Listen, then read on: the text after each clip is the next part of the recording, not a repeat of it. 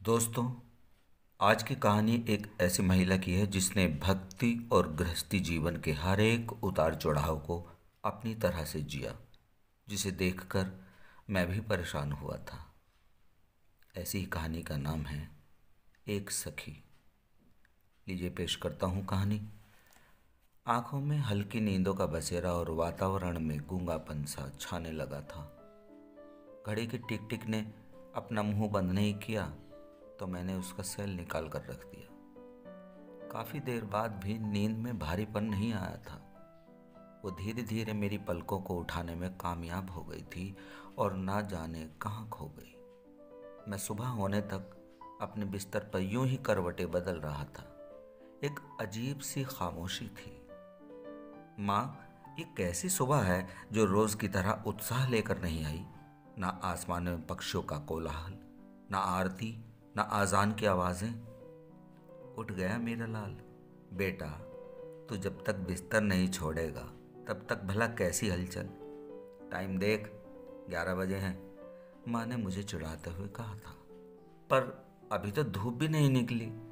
उठता है या खबर लूं? माँ ने डंडा उठाया तो मैंने तुरंत बिस्तर छोड़कर बाहर निकल कर देखा। आसमान पर बादल छा रहे थे। काली घटा ने सारे शहर में अंधेर गर्दी मचा रखी थी। एक एक दो दो छोटी मोटी कड़कती बिजली ने दहशत का माहौल बना रखा था, जिससे कोई भी प्राणी घर से बाहर नहीं निकल रहा था। सभी बच्चों को उनकी माँ ने बाहर ना निकलने की हिदायत दे रखी थी। बस मैं ही इकलौती एक ऐसी माँ का बेटा था जिसने डंडे के जोर पर मुझे घर से बाहर निकाल दिया था। माँ, अब थोड़ी सी चाय तो बना दो। पहले दुकान से चीनी ला, तब बनेगी चाय। खैर, मैंने चीनी ला कर दी, नाश्ता किया और बैठ गया अपना मोबाइल लेकर। एक नोटिफिकेशन में 2 दिन पहले फ्रेंड रिक्वेस्ट स्वीकार कर ली गई थी। मुझे बहुत खुशी हुई। मैंने धन्यवाद का मैसेज भेजा तो वापसी में उनका संक्षिप्त सा परिचय मुझे मिला, जो कि मेरी समझ में संपूर्ण था। उनके शब्दों में अथाह प्रेम के कई व्यथाएं छिपी थी। मुझे लगा कि सारी दुनिया में बस कुछ एक ही लोग हैं जो प्रेम जैसे शब्द को बड़े ही सम्मान की नज़रों से देखते हैं। शायद ये सच भी है। मेरा ऐसा सोचना गलत नहीं था। कुछ एक दिनों की मुलाकात से सामने वाले के दिल में कितना कुछ छिपा है, सब सामने आ जाता है। इस तरफ से उस तरफ का सफ़र चंद मिनटों में हो जाता है। बस नेटवर्क ठीक हो और थोड़ा सा डाटा बचा पड़ा हो आपके पास। आपने खुद को दासी क्यों लिखा?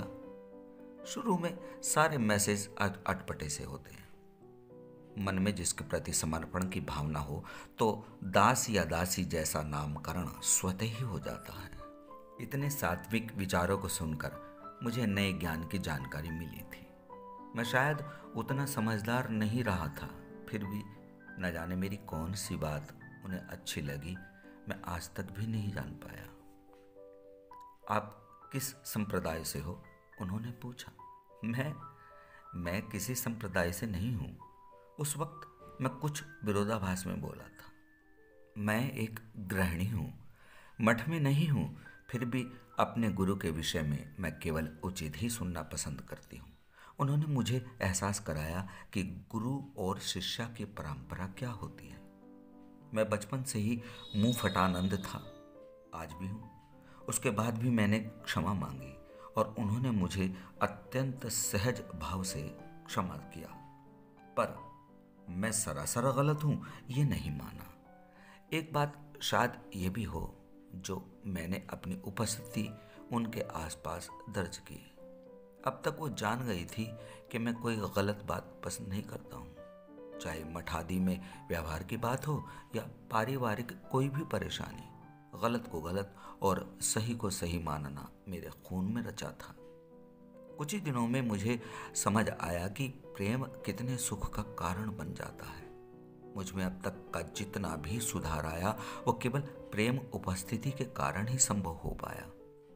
अब वो मेरे मित्रों की सूची में सबसे ऊपर से कुछ ही नीचे थी, यानी मेरे मित्रों की लिस्ट में बस एक ही नाम था, वही ऊपर और वही नीचे भी। अब मैं उन्हें सखी कहकर संबोधन करने लगा। सखी रात दिन हरे कृष्ण हरे राम की रट में रही थी और नाम जप आनंद में डूबी रहती। फिर भी उन्हें अपने गृहिणी होने का दायित्व निभाना पड़ता था। ससुराल में सबकी देखरेख के बाद अपनी लाडली छोटी को दुलारना, उससे बड़ों के जैसे मानकर बातें करने से, अपने मन को प्रेममयी मनोरंजक बनाने से अधिक उनकी दिनचर्या और कुछ भी नहीं थी। इसी भागदौड़ में सखी का स्वास्थ्य भी अब साथ नहीं देता था। कभी कुछ और उस पर घर के सदस्यों की बहुत कुछ से मानसिक पीड़ा भी अंगड़ाइयाँ लेने लगी थी। सखी जी, वैष्णव का मतलब ये तो नहीं कि आप हर प्रकार के दबाव को सह जाओ, कुछ तो विरोध करना चाहिए। मैंने अक्सर ये बोलकर सखी के मन में आने वाले सवाल का ख्याल ही नहीं किया। ऐसा कुछ भी नहीं है जी, और आप मुझे आजमाना छोड़िए। मैं जानती हूँ कि आप मुझे परेशानी में नहीं देखना चाहते, पर इन सब का कोई दोष नहीं है। मेरे माता पिता ने जो संस्कार मुझे दिए वो शायद इन लोगों को नहीं मिले। आप मर्द हैं, शायद आप न सह पाए, पर हम औरतों को ठाकुर जी ने सहने की असीम शक्ति दी है। सखी जी की ऐसी बातें सुनकर मुझे लगा वास्तव में मैं आजमा तो रहा था, पर औरतों की शक्तिमान होने की बात को तो बिल्कुल भी नहीं। मैं धीरे धीरे सखी से बहुत कुछ सीख रहा था। ये भी पता चला कि हम महिलाओं को मातृ शक्ति कहकर इसीलिए ही बुलाते हैं। मैं सखी की बातें सुनने का आदी सा हो गया था। मुझे जब भी कुछ सीखना होता मैं सखी से बात करता, और सखी की उदारता देखकर तो मैं फूला न समाता। हालांकि वो अब तक भी मुझे कोई नाम नहीं दे पाई थी, फिर भी मेरे आग्रह पर उन्होंने मुझे बड़ा प्यारा सा नाम दिया, गुलाबदास, जो कि एक ऐसा नाम है जिसके चरणों की धूल के एक कण के बराबर भी मेरा वजूद नहीं था।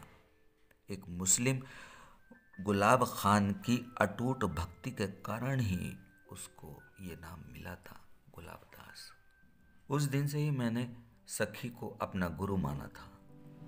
एक ऐसी गुरु जिसने नाम देकर अपने मुख से मुझे इस नाम से नहीं पुकारा, केवल इसलिए क्योंकि मैं सखी से उम्र में बहुत बड़ा था और बड़े का नाम लेना सखी को शोभा नहीं देता। ऐसी भक्ति, ऐसी समर्पण की भावना इतने कोमल गुलाब के पुष्प की भांति हृदय वाली मेहनती सखी जब जमाने की बात सोचती है तो केवल अपने पिता को याद करती है। कभी कभी वो ढूंढती है उनको, उनके आदर्शों को और उनके प्रेम को। तब शायद ये गुलाबदास कुछ पलों का किरदार निभाता है और सखी का मन शायद कुछ पलों के लिए बहल जाता है। इतना फासला होने के बाद भी 7 वर्षों में एक बार भी कभी हम मिले नहीं, पर 300-400 किलोमीटर की दूरी एक दूसरे का आसरा बनने में रुकावट नहीं डालती। सखी हमेशा स्वस्थ रहे, श्री जी की कृपा बनी रहे, सदा सुखी रहे। सखी जी भक्ति और परिवार के बीच को खोजती एक सखी की कहानी थी। दोस्तों, आपको ये कहानी अगर ज़रा भी पसंद आई हो तो कृपया मेरे चैनल को सब्सक्राइब करें और हाँ, इस कहानी को ज़्यादा से ज़्यादा शेयर, लाइक